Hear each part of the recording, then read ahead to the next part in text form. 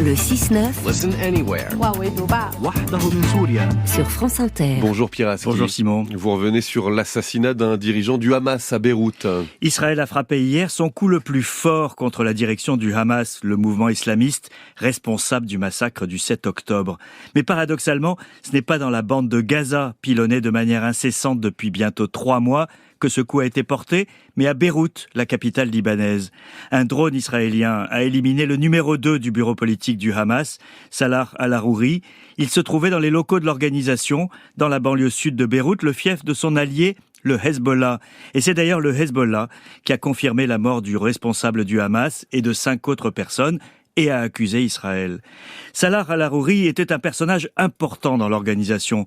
Le mois dernier, le quotidien francophone de Beyrouth, L'Orient le Jour, rappelait que son installation au Liban à partir de 2018 avait marqué la montée en puissance du Hamas dans le pays, avec une action politique en direction des camps palestiniens du Liban, mais aussi une présence discrète de sa branche militaire qui inquiétait Israël. Quel peut être l'impact de cette frappe ?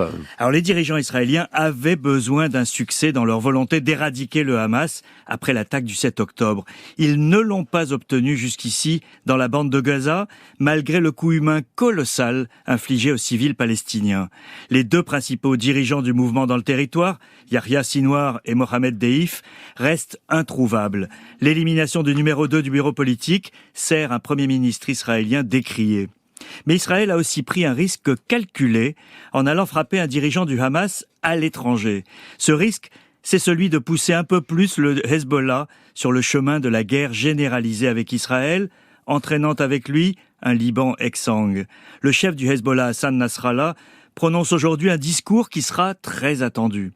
Depuis près de 3 mois, le risque d'ouverture d'un front au nord d'Israël est omniprésent, avec une escalade lente mais contrôlée de part et d'autre.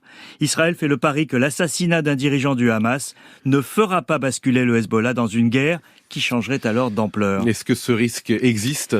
Tout dépendra de l'Iran, Simon. Le Hezbollah ne prendrait pas l'initiative d'une escalade aussi considérable sans le feu vert de Téhéran, qui assure son armement et son financement. L'Iran avait déjà durement accusé le coup après la mort le 25 décembre du plus haut gradé des gardiens de la révolution iranien, le général Razi Mousavi, lors d'une frappe israélienne en Syrie. Téhéran avait déclaré qu'Israël payerait le prix fort pour cet assassinat ciblé.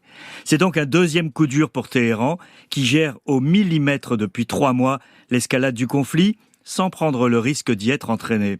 Étrangement, cette brusque montée de tension coïncide avec la décision américaine de retirer le porte-avions Gerald Ford qui se trouvait en Méditerranée orientale depuis octobre. Il jouait un rôle dissuasif et son départ est inexpliqué et peut donc être sujet à des interprétations contradictoires. Une nouvelle fois, le Proche-Orient est à un moment décisif, non pas entre la paix et la guerre, mais entre la guerre de Gaza et un embrasement régional. Pierre Aski, géopolitique.